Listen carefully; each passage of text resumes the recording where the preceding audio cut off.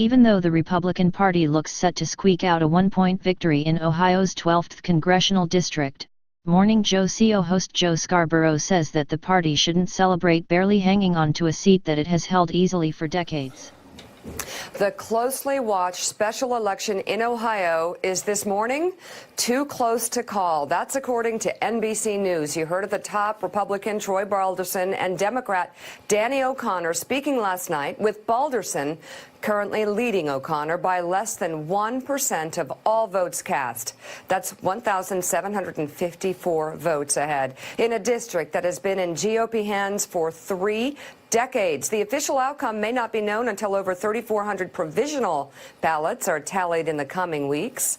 And the race could be headed to a recount if the candidates end up within 0.5% after the final results are certified this morning. Troy Balderson is claiming victory, but Danny O'Connor has not conceded. And regardless of the outcome, we're going to see a rematch between these two come November when they compete for full term in Congress. Welcome to Morning Joe. It is Wednesday, August 8th. With Joe, Willie, and me, we have Associate Editor of Commentary Magazine, Noah Rothman, former Treasury official and Morning Joe economic analyst, Steve Ratner, and national political correspondent for NBC News and MSNBC. Is he still awake? Is he still awake? Steve Kornacki. Joe, the guy's been up all night. I don't know. He's been up all night. Look at him. These two poor candidates have been up not only all night, but been up probably the last 3 weeks. And think about what they're doing. They are fighting tooth and nail. They're giving everything that they have, all for the glory of winning a special election that will seat them in Congress for about a month and a half. And then they have to do it again and, of course, run for a full term in November. But, Mika, this race, we don't know who's going to end up winning it.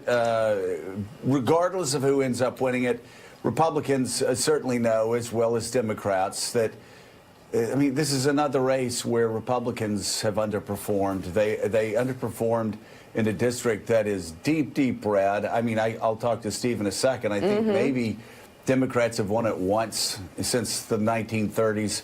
But you see the same thing happening. They're bleeding. Republicans are bleeding so badly right now in suburbs. And then you go north of Franklin County to the exurbs. They're basically splitting it, holding their own, but again, losing a ton of votes.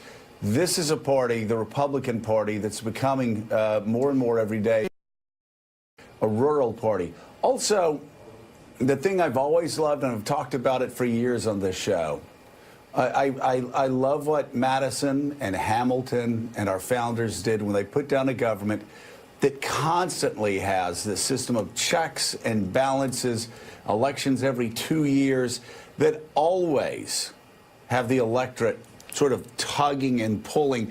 You see a lot of voters out there thinking, a lot of Republicans, a lot of moderates, a lot of independents thinking that Donald Trump has gone too far. So they're pulling back the other way. Yesterday, something remarkable happened in Missouri, a very conservative state, a very pro-Trump state, a very pro-Republican state. You actually had people coming out in a referendum and dealing a blow to the right to work forces, who were really buoyed by a Supreme Court decision that actually was seen as a death knell for unions. Well, yesterday, I've got to say, that union win in Missouri, one of the biggest wins they've had in a very long time. And again, you just have to believe, once again, that's the electorate sort of tugging and pulling back. Oh, okay, the Supreme Court's going to take us too far to the right. We're going to pull this country back to the center. Pretty remarkable what we see in you know, every time Americans go to the voting booth. Well, it's been amazing to watch overnight, and the people are having a chance to speak. But Willie, guys, the president certainly is taking this one in Ohio.